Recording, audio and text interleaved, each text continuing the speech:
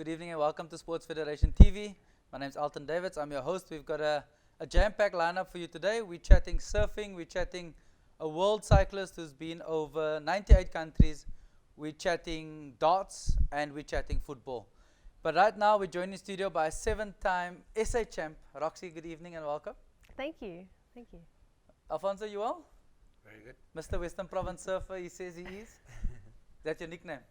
No, not yet. Not yet. Okay. Roxy, so tell us a bit about you. Where do you come from? Give us a bit of your surfing pedigree. I'm born and raised Cape Townian. I started surfing, it was about 18 years ago. Very competitive nature, so I started surfing very early and accumulated a number of South African titles over shortboarding and longboarding events. Shortboarding, longboarding, explain the difference. Shortboarding being kind of boards, maybe the 6 foot range, 5 foot, 6 foot range, and then longboarding being the long ones being 9 foot. So it's within the same field, but a different discipline almost. Okay. Alfonso, what's yours? Short, longboard? Longboarding, but I can shortboard as well. I'm actually enjoying shortboarding more, but I'll always be a longboarder.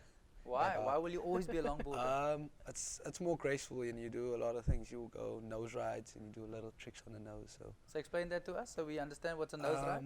A nose ride is basically you take off on a wave and you go straight to the nose, and that's what we call hang 5, which means your 5 toes hanging off the board, and that's why I call it hang 5. And then there's also hang 10, where you go both your toes, both your feet hanging off the board. So it's not just get up on a board and play with a wave. There's actually do tricks on these things. Yeah, you do some tricks up and down the wave. Okay, so explain surfing in a general sense, Roxy. How would you describe surfing? Because for me, it's something foreign. Well, there's what Alfonso was talking about is that there's longboarding, which I always see as a dance on a wave. It's very graceful. You're walking the board a lot, and then you're also doing high performance maneuvers, which is kind of more your vertical turns and things like that. And that's come across from shortboarding. So longboarding is that combination of performance, high power, but graceful dancing. And then shortboarding is very much about speed, power, flow, and yeah. So how do you choose which board to use at any given point? Is it just a preference? Yes and no. So the ocean actually tells you what board you're going to be riding. If you arrive at the beach, you generally have a quiver of boards, so you'd have a number of different boards that you would choose from. And when you get to the beach, you look at the waves, and depending on the size of the wave and the type of break that you're at, then you'll choose the board that you're going to ride that's going to most suit that break. So explain a break to me, Alfonso. What's a break? This is all foreign. This is a steep learning curve. The break, or I think what Roxy's trying to say, is the size of the wave. Okay. So on bigger waves, you generally want to use a short board because it's faster. The wave is going to be fast. I would have thought the other way around. No, on a smaller day, you'd want like a log, what we call a log, which is really, really long.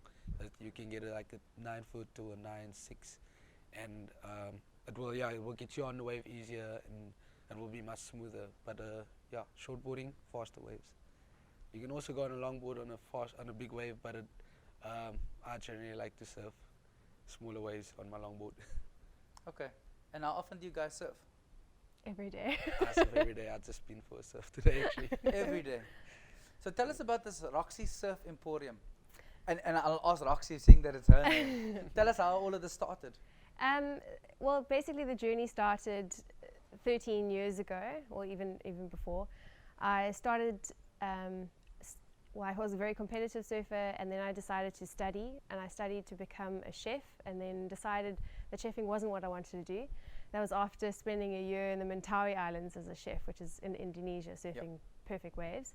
And when I came back to South Africa... Sorry, so you went there to surf, but you cooked on the side? Yes. Is that how I understand it? Yes.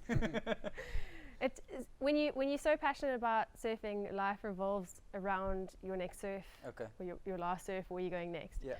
So I came home, and the idea was I was going to study full time and then teach surfing on the side to allow me to surf. And that was 13 years ago.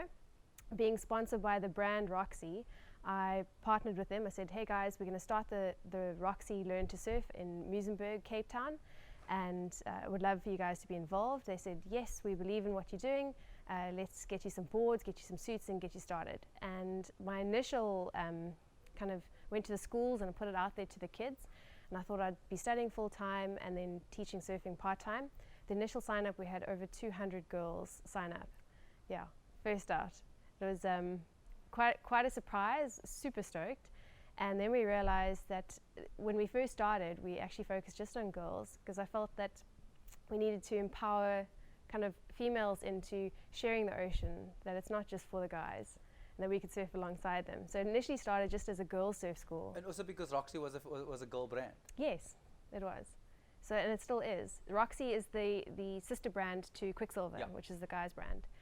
And it's grown from strength to strength, and we realized further down the line we need to encompass the whole family, because surfing is more about, it's the family, it's the destination Muizenberg, and we opened it up to the Roxy Learn to Surf and the Surf with Quicksilver. So now the whole family's involved, mom, dad, daughter and son.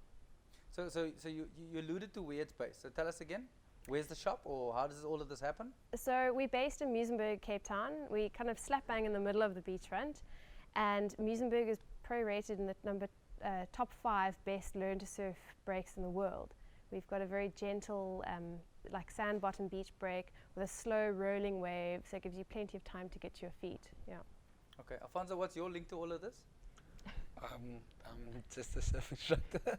No, basically, like, I've been surfing like all my life, and then I got asked to do a lesson in Roxy, just like out of the blue, and I was like, oh, I actually enjoy doing this, teaching. So, I mean, I love it. So it's a passion for me, and now to teach is like a bonus.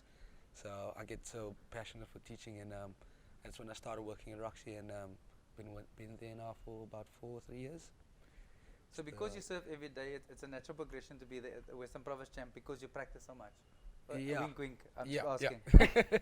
Yeah, it's just like, it's like any sport. Like, the more you do it, the better you become at it. And being close to the beach, like after school, I would just run, come and surf, and every day in the water, and like bad waves, good waves, any day I was out there.